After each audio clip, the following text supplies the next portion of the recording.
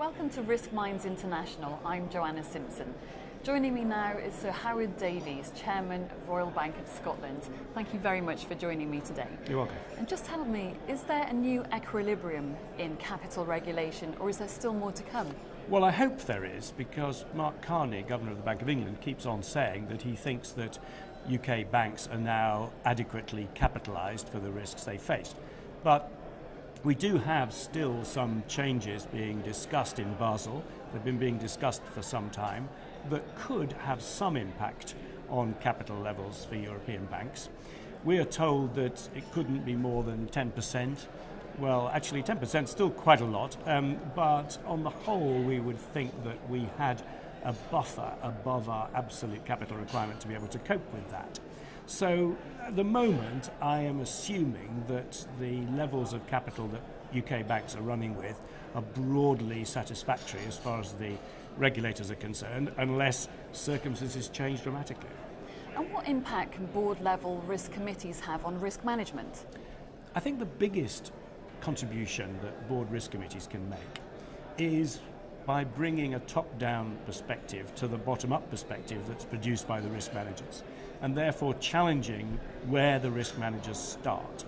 So I think it's perfectly reasonable for non-executives to come in and say, look, your assumptions about what the scale of a house price correction might be seem unrealistic to us. You know, we think house prices could fall further than that in some circumstances.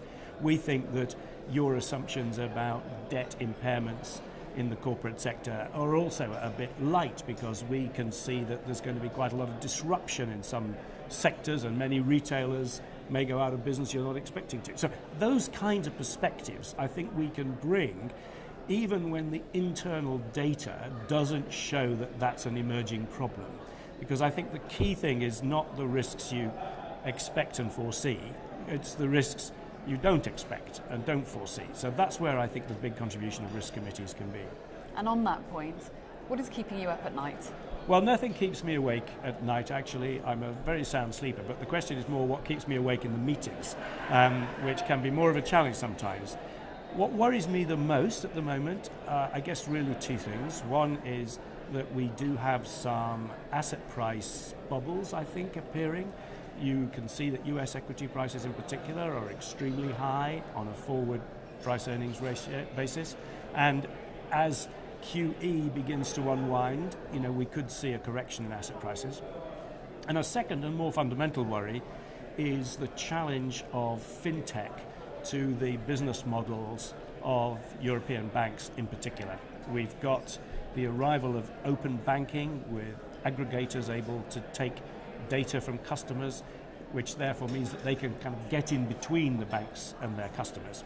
And I think that's going to pose a significant challenge to the business model of European banks in the next few years. So Howard Davies, thank you very much for joining me. You're welcome.